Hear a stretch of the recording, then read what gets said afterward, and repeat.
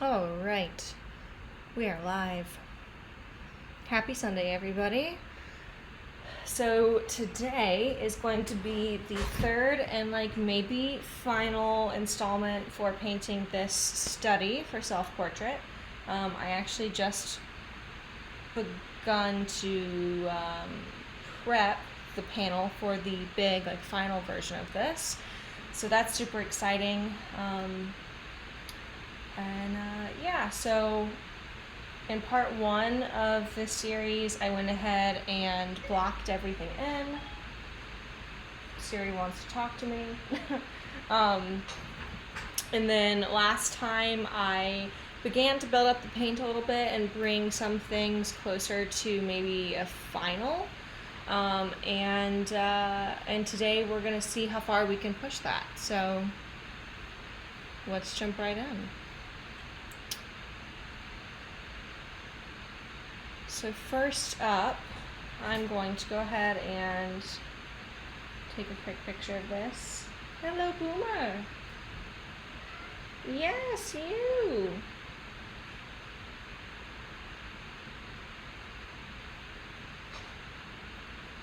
I'm also going to adjust my chair a little bit. Okay, that's better. Okay.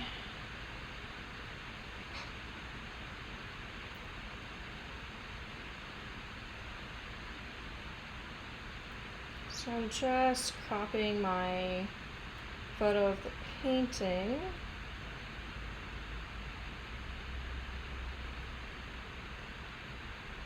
And if you haven't seen this before, I talk about it. I have a photo hack video from about a month ago that walks through exactly what I'm doing. I record my screen and everything. So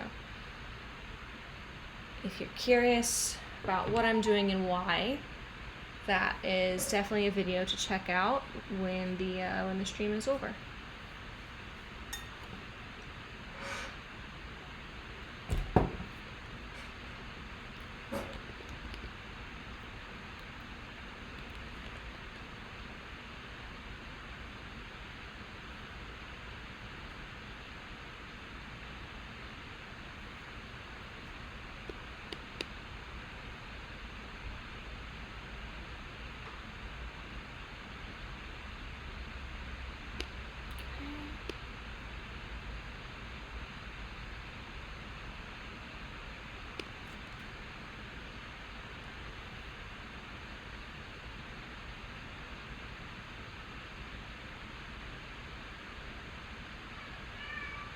Boomer, what's wrong?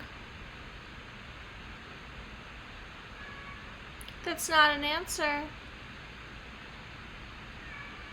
Are you really bored?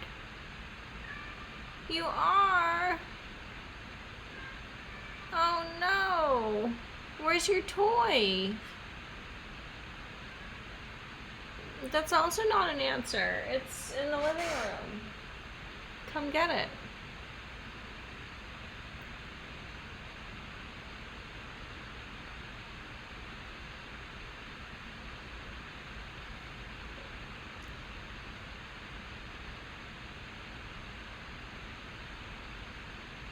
Okay.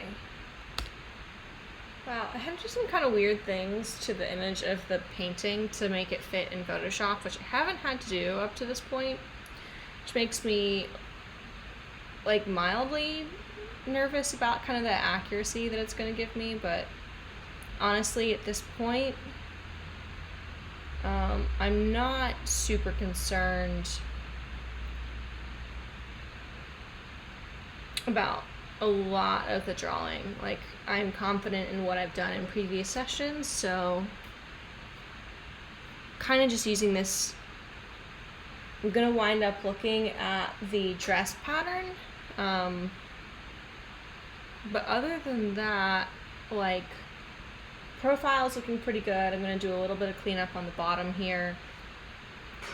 Hands, the drawing of the hands is looking good. There's a slight adjustment that's going to happen with the arm. The arm itself is looking pretty good. I'm going to bring this in just a little bit. But, hi Boomer. Yes. But other than that, there's not a whole lot that I kind of have to refer back to in here.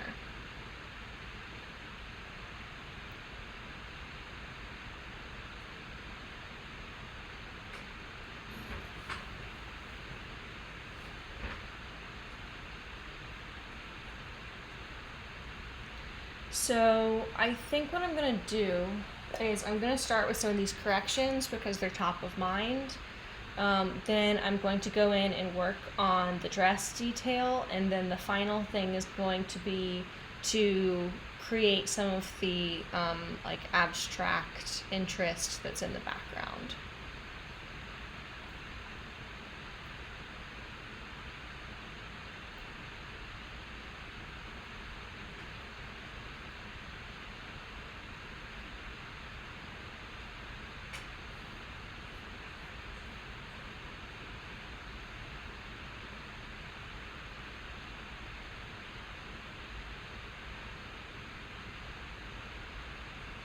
Okay.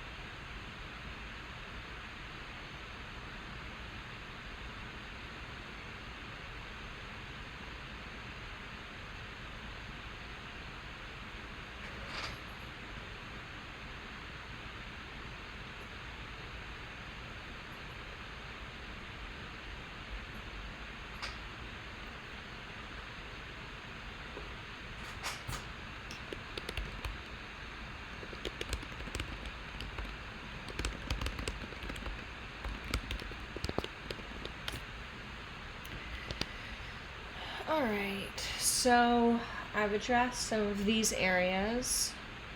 I am going to take a look at the arm, but that's probably not the first thing that I'll do.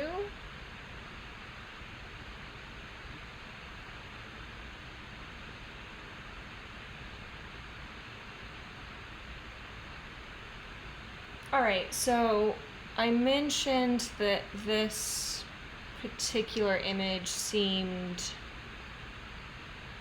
like the photo of the painting seemed a little bit warped when I put it into Photoshop. So what I'm actually going to do is not rely too much. There were a couple edits that I was like, oh, I should correct this thing or that thing. So like, for instance, this aspect of the drawing in the latest photo looks off, but when I look back at previous iterations, it was spot on, and I don't believe I moved those things since the last photo, so I'm going to err on the side of not making a change and sort of proceed as if it's correct. If there is an error, I can always adjust that down the line.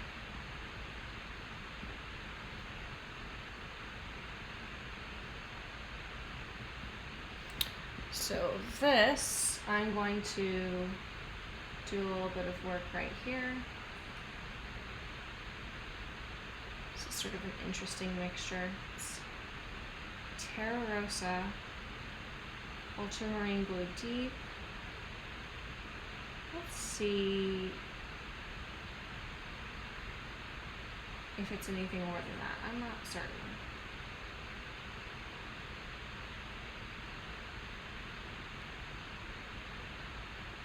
Okay, cool.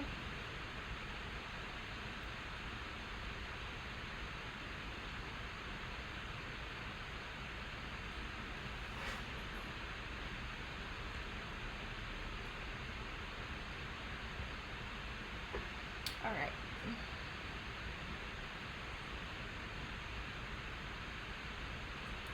So now I'm just going to begin doing some work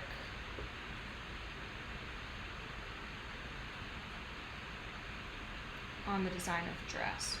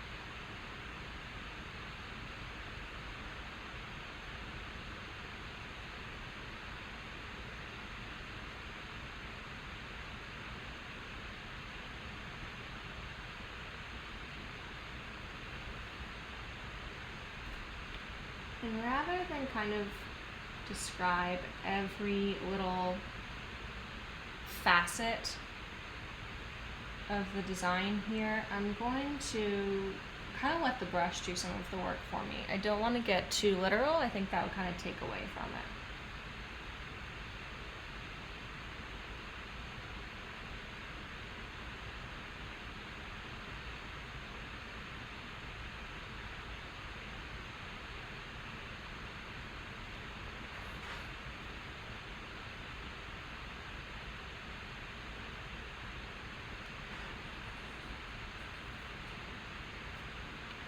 Now this edge looks pretty good. I just want to take a little bit of my navy mixture and deepen this a little bit without changing the drawing much.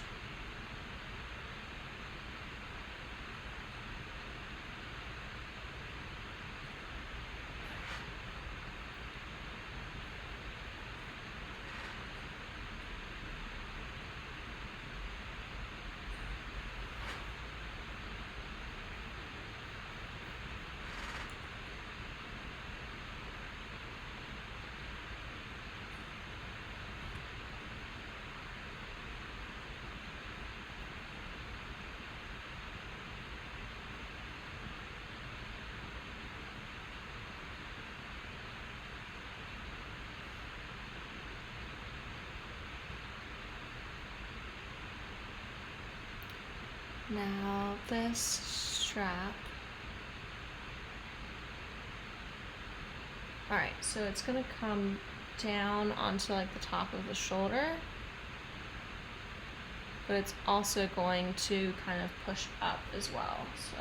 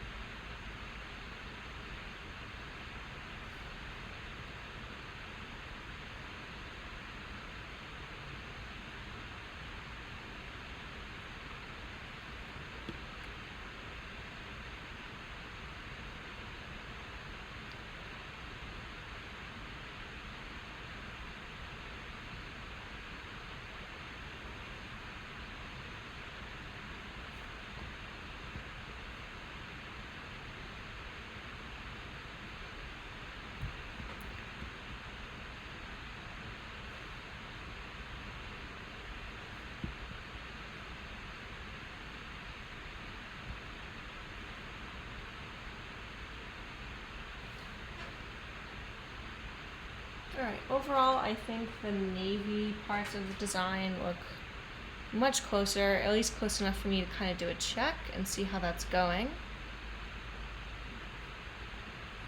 I'm also going to clean up one thing here on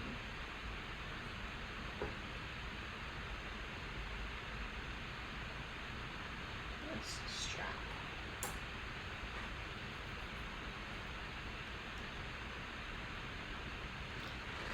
And there is one other detail that I need to put in as far as the dress goes.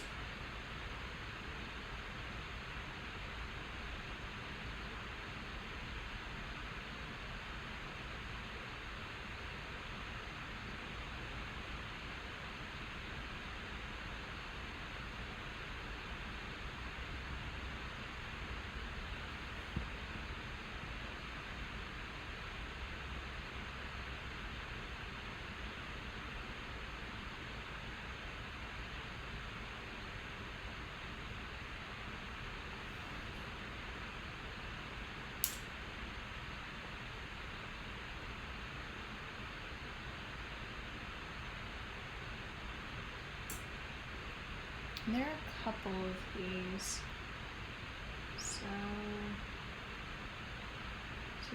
I'll make my brush point small enough for this.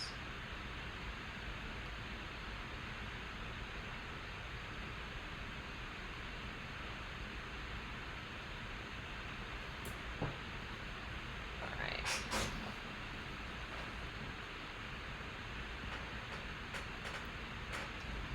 And one kind of interesting thing I'm noticing as I look at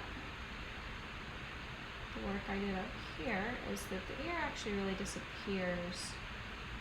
So I'm just bringing up some of that regular flesh tone.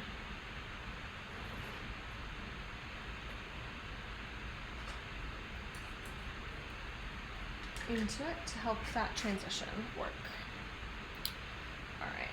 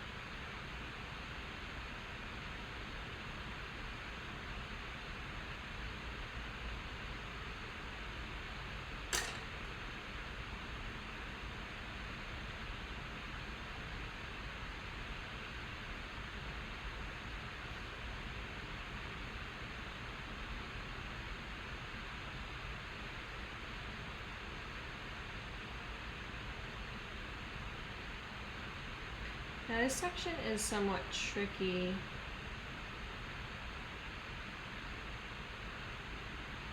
because the color I had put down was like a little bit dim and I need to brighten it up, but I don't want to kind of kill the distinction that I had built there between kind of the two planes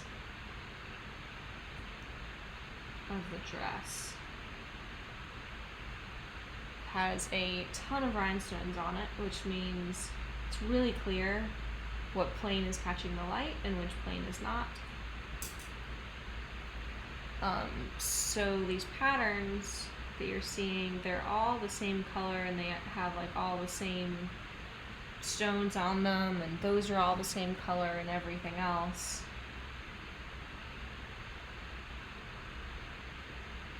But I have to handle them very differently.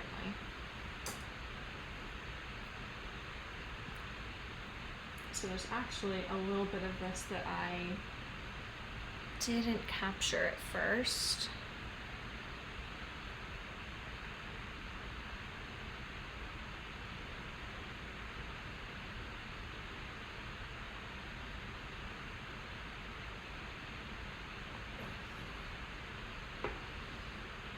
And what I'm gonna have to do there, so that effectively brings the dress in a little bit further than where I had painted it. So I want to lose this edge a little bit. I want to take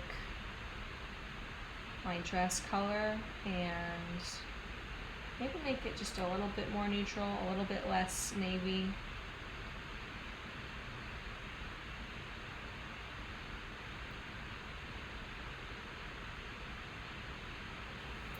And I want that to begin to really disappear.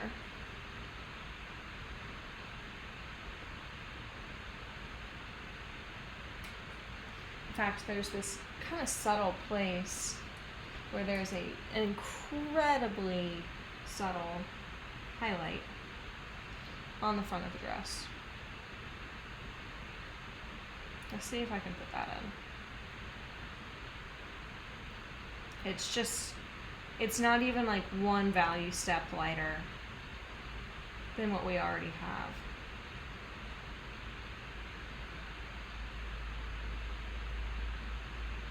So if I go too far, I'm going to kind of be over describing the form, which I really do not want.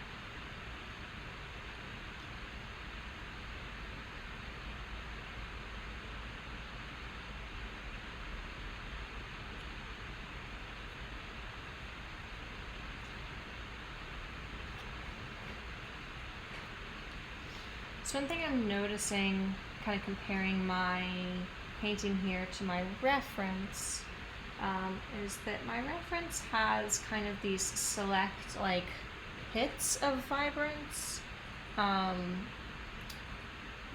a larger percent of it is kind of toned down than what I've painted.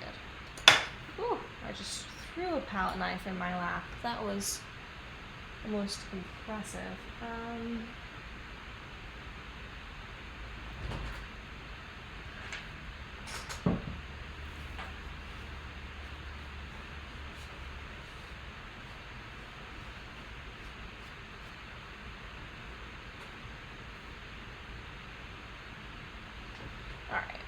Now that I have that off of my person, so I'm sitting here trying to mix up some background color that's a little bit less intense than what I had before.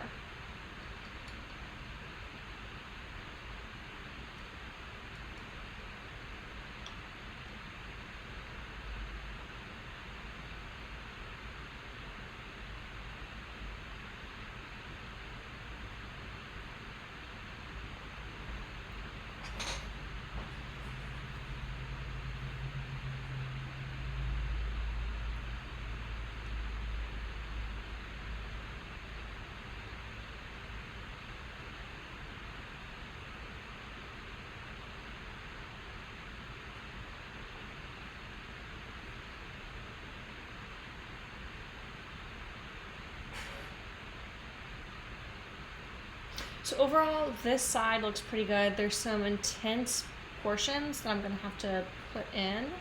And this side is looking a little bit better as I kind of selectively go and dial back some parts of it.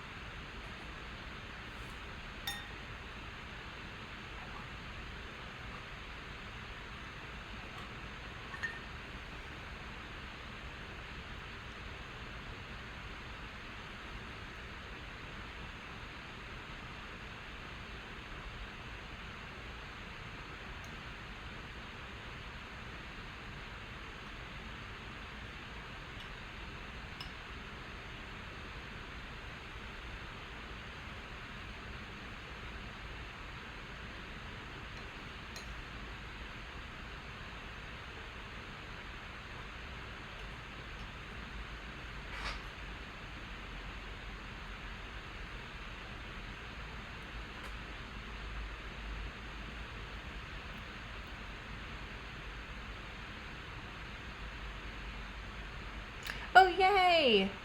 I mean, I take it if you're already on season 2, you're loving it, am I right?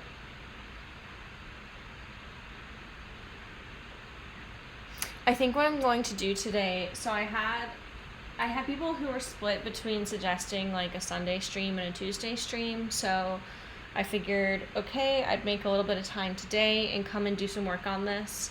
And if I had a bunch of people on the stream, I would go for a while and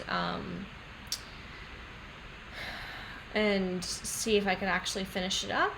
But seems like people are probably more into weekday streams, just kind of comparing today to previous times that we've come on here. So what I'm probably going to do is go for another half hour, and I'll leave the video up so people can like watch through what I've done today, and then I'll actually finish it on Tuesday. I did want to ask though, so I am working on 3 different videos today. I have a portrait that I just finished. I'm working on my true primary video, and I'm going to be doing some color charts for that. And I have a question about that, and then I'm working on a panel prep video. I'm trying the Beva 371 adhesive instead of the like PVA glue that I normally use.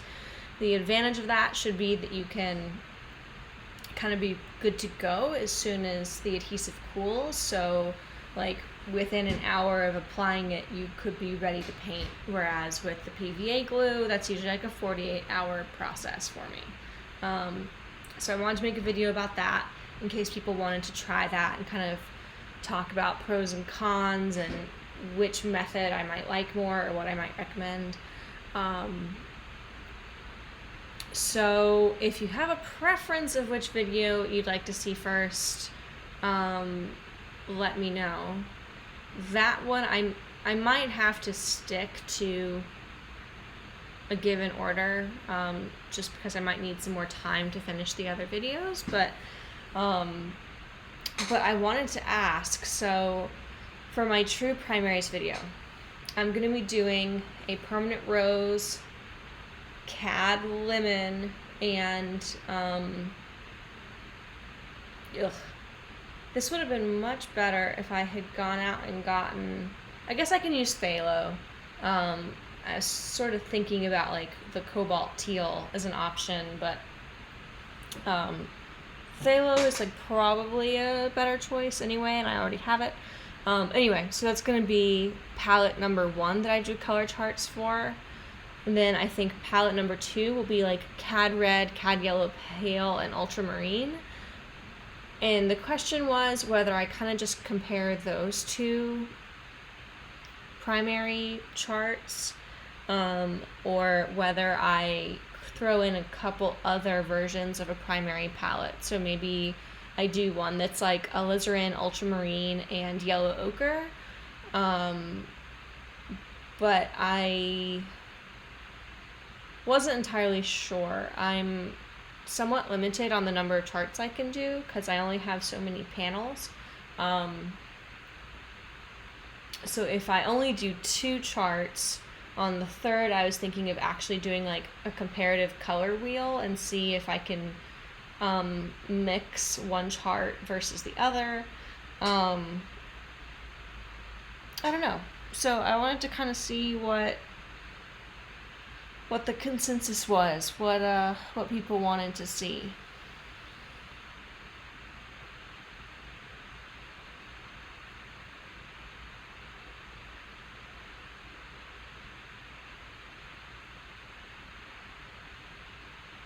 I'm really glad you're liking Brockmire. I think the interesting thing about the show is that it doesn't fall into the trap of just like redoing a season. I think every season is quite different in terms of what it's tackling. And it doesn't just like abandon any of its cast either. Like people do come back, and I think it strikes a nice balance. But yeah, I kind of had the same like fear in season 2 of like where this is going. Like are they gonna manage to actually do it? But I can say I was like pleasantly surprised, and I think season 4 is going to be a closer mirror to season 1 too, which is pretty cool.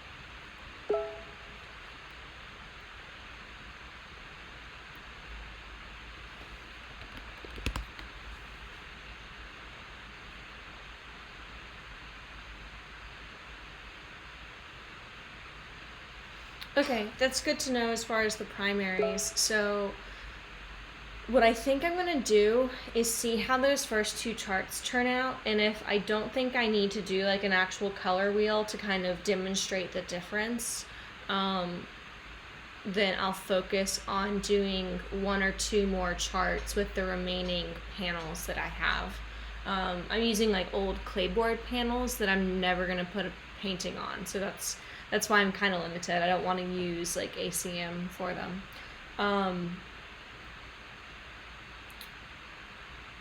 And what I'm kind of assuming might happen is that while like the true primary palette might be super chromatic and give you a lot of power, something like alizarin, ultramarine, and yellow ochre might look a little bit more harmonious. So I think that could be a kind of cool comparison, that it's not necessarily about like what palette has the most power, but if you need a powerful palette, you probably have the wrong one, because like Cad Red, Cad Yellow Pale, and Ultramarine aren't the most powerful. But if you do not need all that power, you might be like better off opting for something that's a little bit more earth tone based.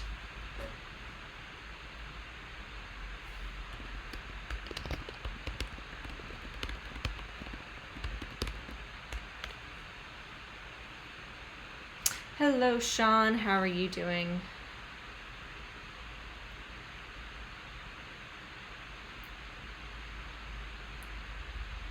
Okay, that's good to know, Scott, because I think I'm gonna have to do the portrait one first. It's the only one that I already have all the footage for. I just have to record a voiceover, and that one's gonna be good to go. Whereas for both the adhesive one and the color charts one, I have to actually do them. I think the adhesive is gonna be somewhat faster. Color charts are somewhat time consuming. Oof. But I think it'll be a good video. And I also need to make a video where like I finally talk about the color charts and kind of show the process of making them. So I think that'll be cool.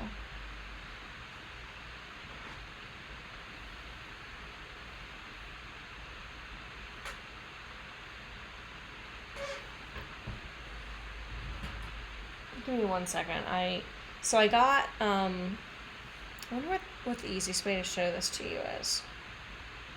I'm gonna like pick this up. So I got a console table that's sitting behind me. This is my new like tabaret, my much cheaper tabaret than a normal one. And it's just like a console table I got from West Elm.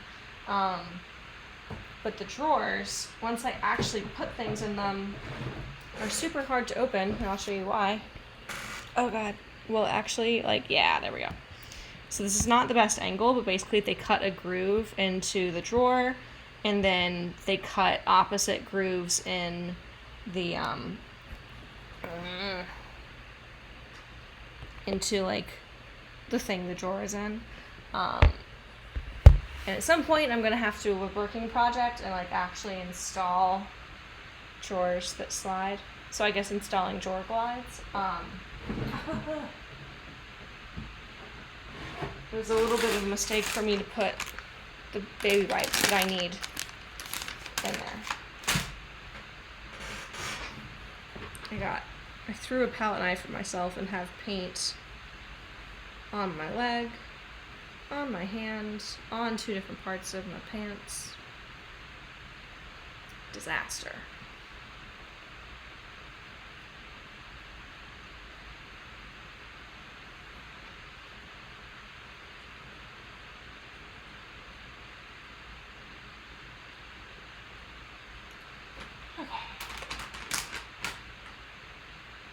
I know, it's like, okay, I'm sure that's one way to make this like more affordable, but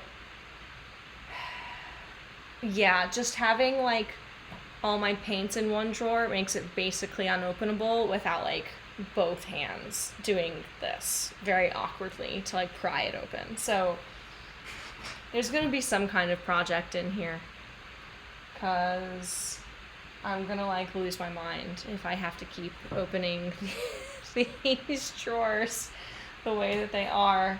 I hope that our stay-at-home order lifts soon enough that I can do like a proper woodworking project with my granddad, because he could definitely help me put some like decent glides in here.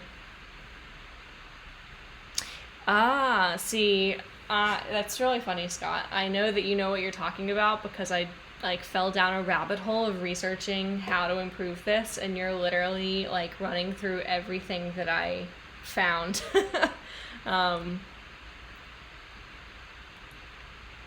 Yeah, I was kind of curious if I could basically like put some kind of plastic fitting into the existing groove. But didn't find something that was quite like that. Or if I did, I was like, I don't know if that's really the solution that I want, if I'm going to go through the time and effort. I did see a whole lot about furniture wax, and thought about that, and I might do that as like a temporary solution. I think that would probably help a good deal.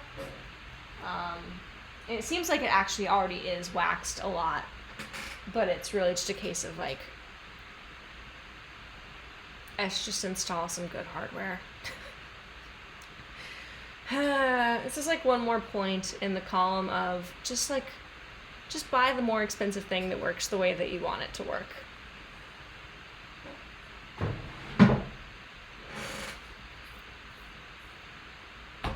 It's a nice table though. It's I think it's like 14 inches deep which is perfect because I can just have it sitting in front of the easel, and I can have a palette on there, and yeah, I'm excited to use it. And I'm going to be doing a lot of that this week.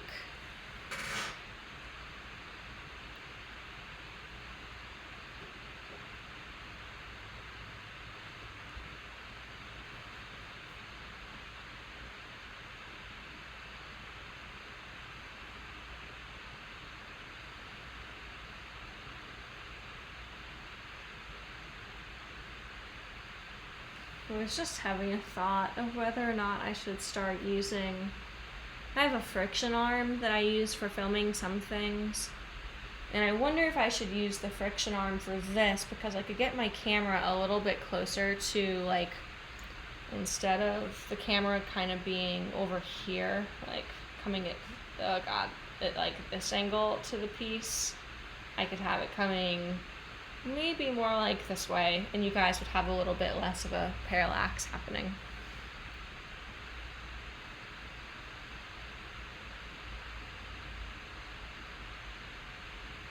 See, now you're getting into like woodworking 201, which I'm not equipped for. Yeah, my hope is that I can literally hand this off to someone who understands how drawers work better than I do, anyway, and just be like, please fix this. I will be unpaid labor. I will do whatever menial task you need me to do. Just be the mastermind and, like, engineer the solution for me, please.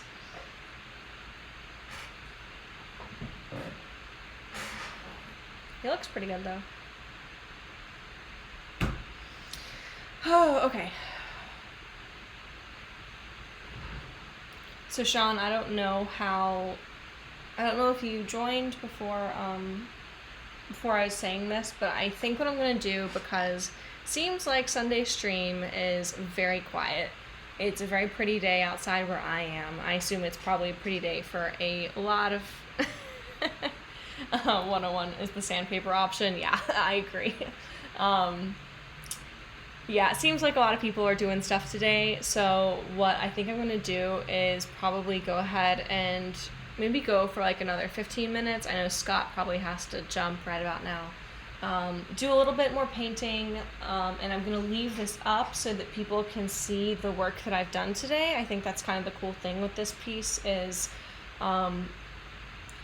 basically, I haven't worked on it at all except for the stream, so people can actually go back and watch through the entire creation in real time if they want to. So even though today's stream was pretty darn quiet, someone can at least go back and like see what work I did today.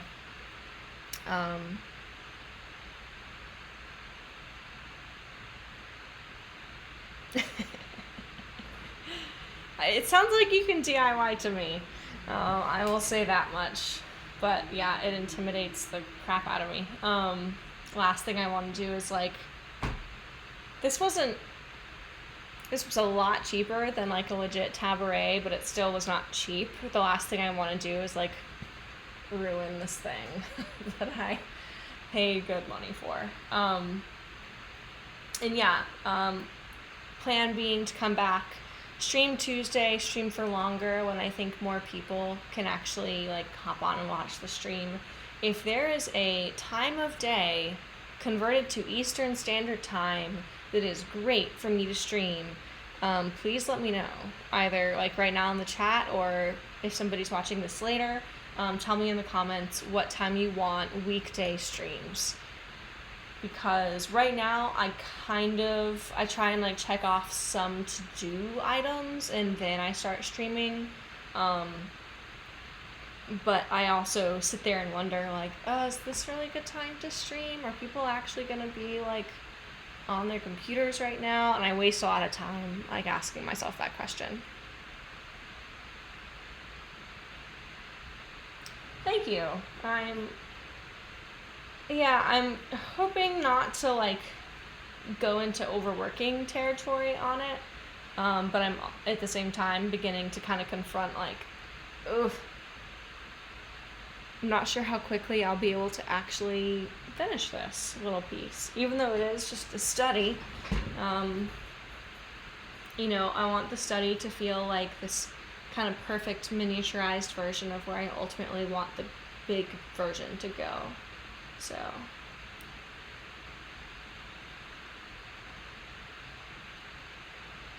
okay, awesome. That's really helpful. Because a lot of the time 5 is when I'm like, this would be a great time, but so often when I look at like my analytics, very few people are like watching my videos at 5, and I'm like, oh, maybe it's not a good time, and so I sit there and like spin my wheels for a couple hours. Bye, Scott. Thank you so much for jumping on the stream. I hope you have a great time doing whatever you're about to go do. All right. So, Sean, it's just you and me. I think I'm going to do a little bit of background work. I think that could be kind of fun.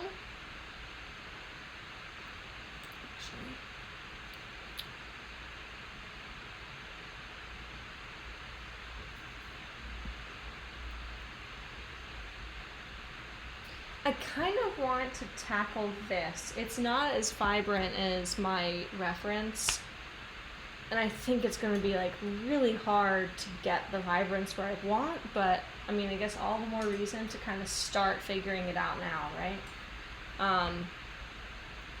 It is, I can literally just like eye job this on my computer. Okay.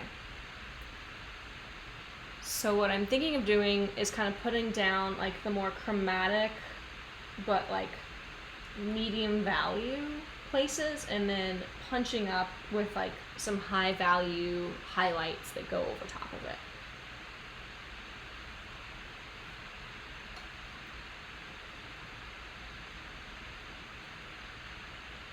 So I have some permanent rose and ultramarine blue.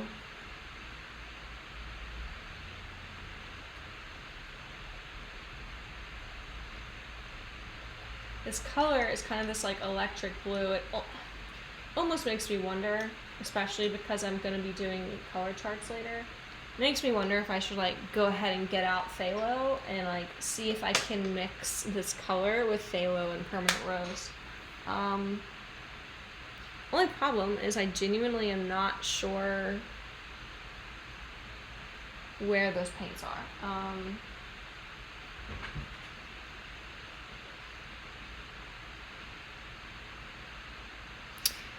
Yeah, it is a purplish blue, and it's super chromatic is sort of the issue I'm running into.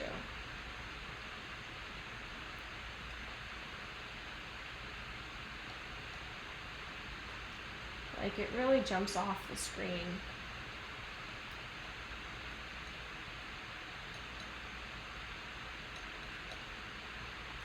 I have an approximation of it. I don't know if it's intense enough.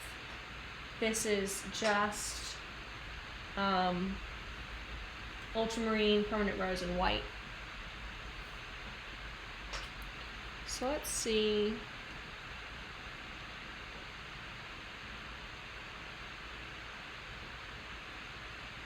Yeah, I feel like that just looks really dull.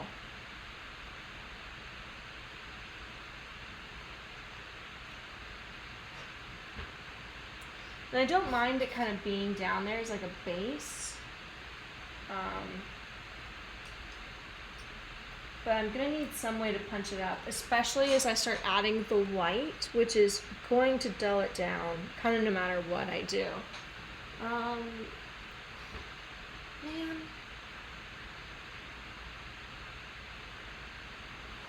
Okay, I'm going to see if I happen to have phthalo.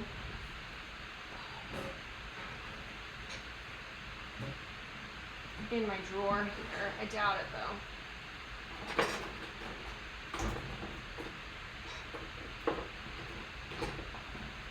I do not. Okay.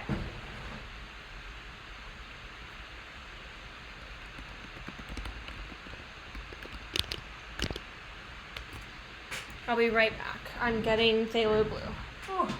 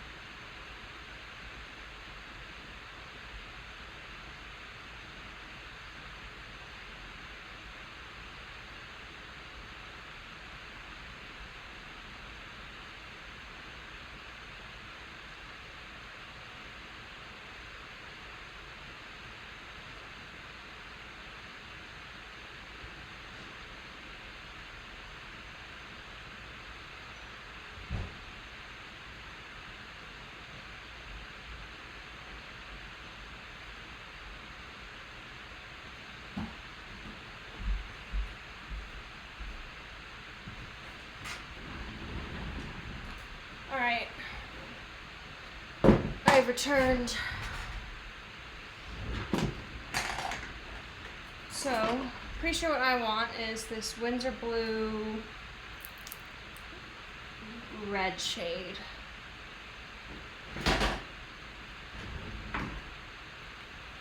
Let's see.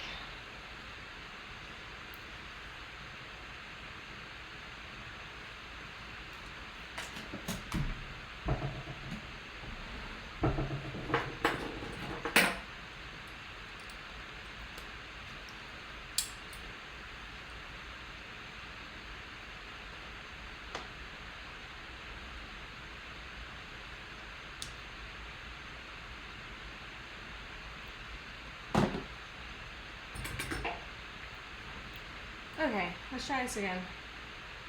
So I have way too much phthalo. I can promise you that.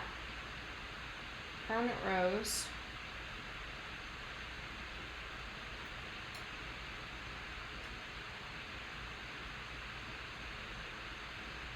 A little bit of titanium white.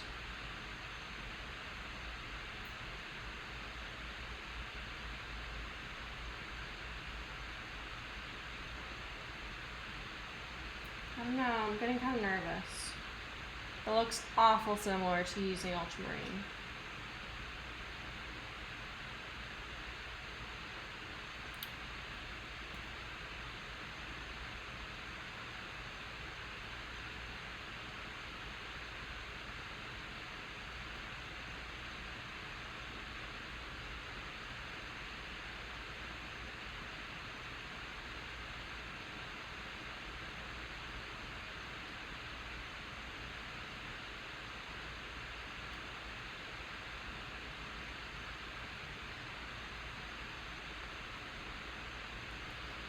All right.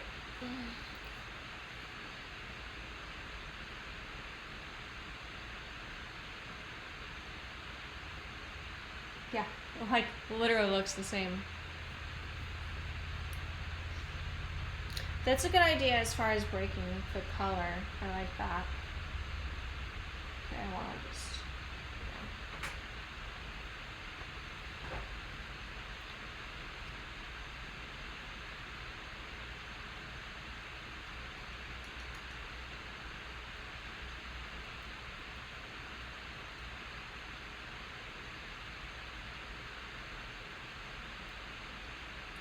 I'm gonna get some more white for this kind of phthalo heavy mixture.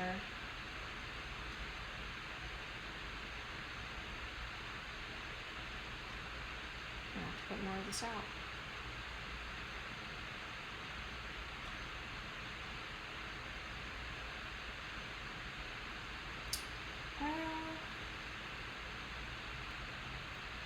Not loving it. Also running out of white.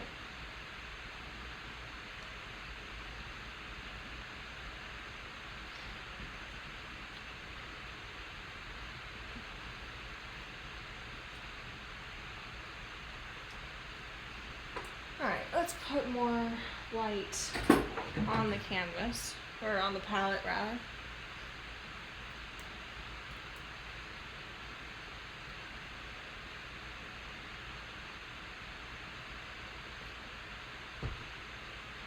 And I think I'm gonna go, because phthalo is just so like horrifyingly chromatic, I think I'm gonna lean in the phthalo direction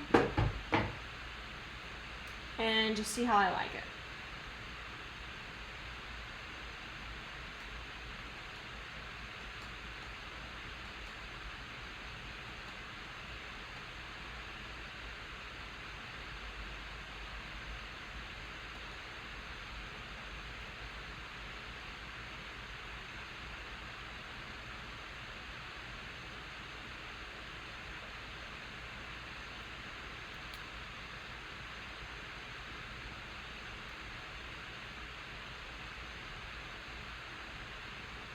I think I need a little more permanent rose.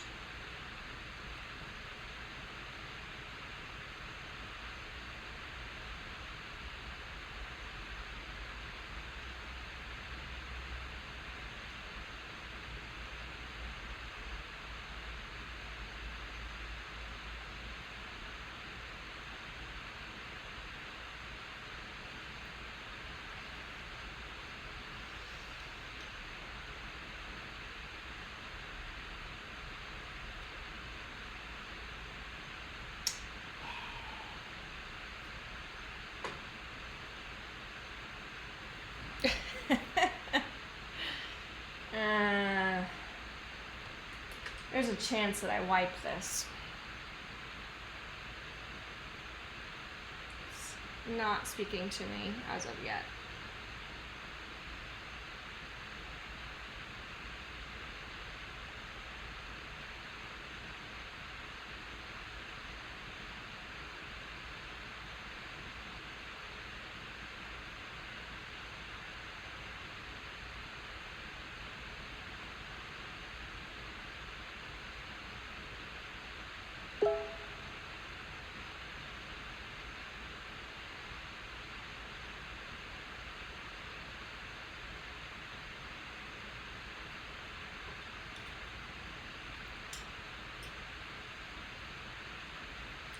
Alright, there's a color I'm having a hard time gauging. It looks a lot like my kind of transparent oxide yellow, but I think it might have some permanent rose or permanent magenta in it.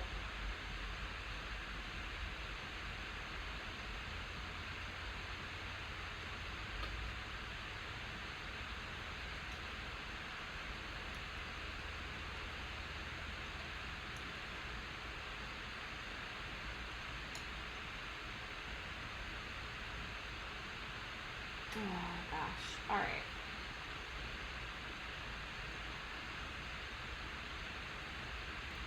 So I've wiped most of my knife clean. That was more than I wanted.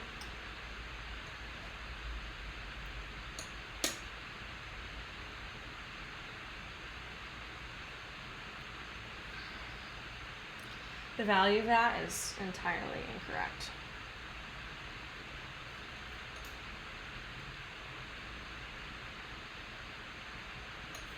That would be better.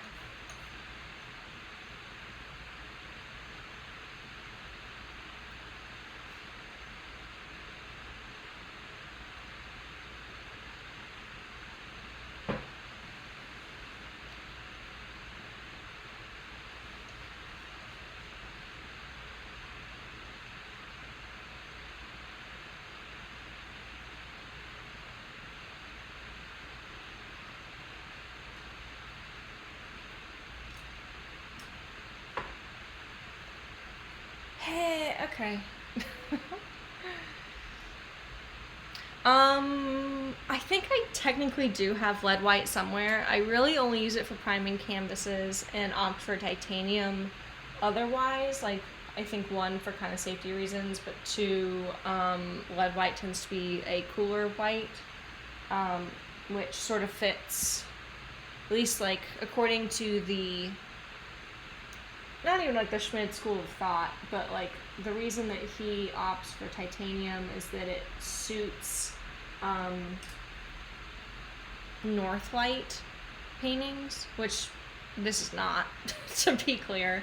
But in general, like a lot of the stuff that I'm doing is cool light, so having a cooler, cooler paint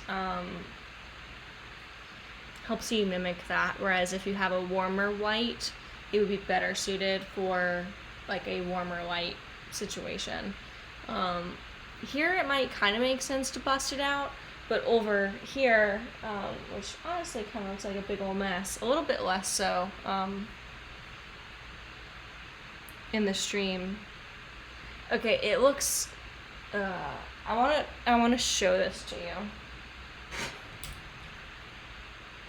because it looks very different.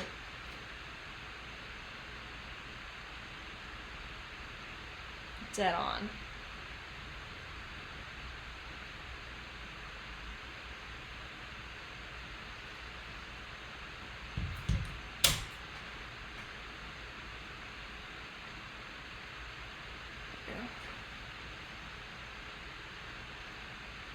Oh, interesting.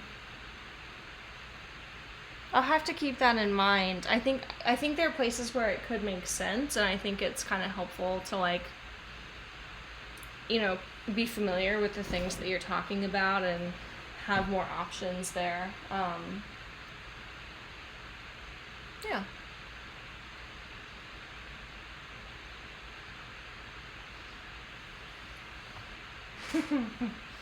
So yeah, it definitely looks much more intense, like off at this angle versus when you're dead on to it, for sure.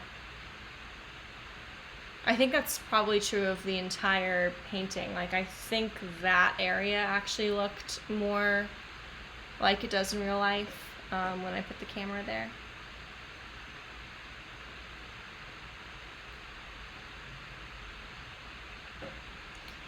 There's a part of me that's like a little bit tempted to wipe this, but I think what I'm going to do is like let it sit. If I'm really not pleased with it, I will be able to scrape some of this off on Tuesday.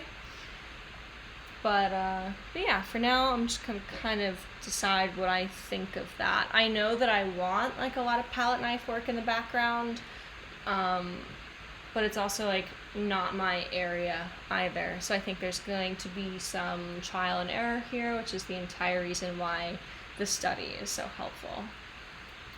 But with that being said, I'm gonna leave the stream there today.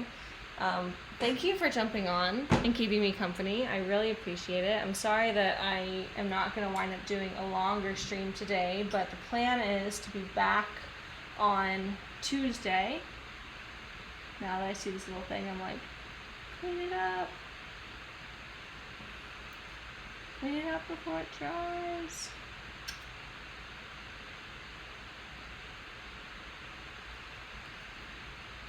I think the good news here is that not much of the paint under this is wet.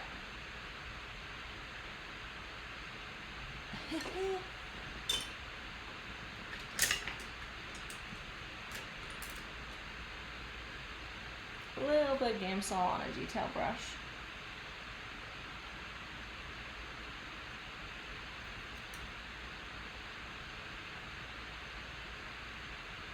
There we go. Okay. Yeah, and be back Tuesday. Hopefully we'll finish it. If not, I'll come back and do another stream on Thursday. Until then, I hope you have a delightful rest of your Sunday. I will have a portrait video out tomorrow, and then I have 2 not time-lapse videos coming out later. Going to be doing a color chart video on true primaries that I'm probably going to use this phthalo for. I might do a little bit of experimenting first to see if I use phthalo or if I actually wait and maybe go to Jerry's and pick up another color like that cobalt teal. And then I'm going to have a video on panel prep because I'm trying a new adhesive. So, yeah. Have a great rest of your Sunday, a great rest of your weekend. I'm going to go film those videos, and I look forward to seeing you and anyone who might be watching a replay of this week.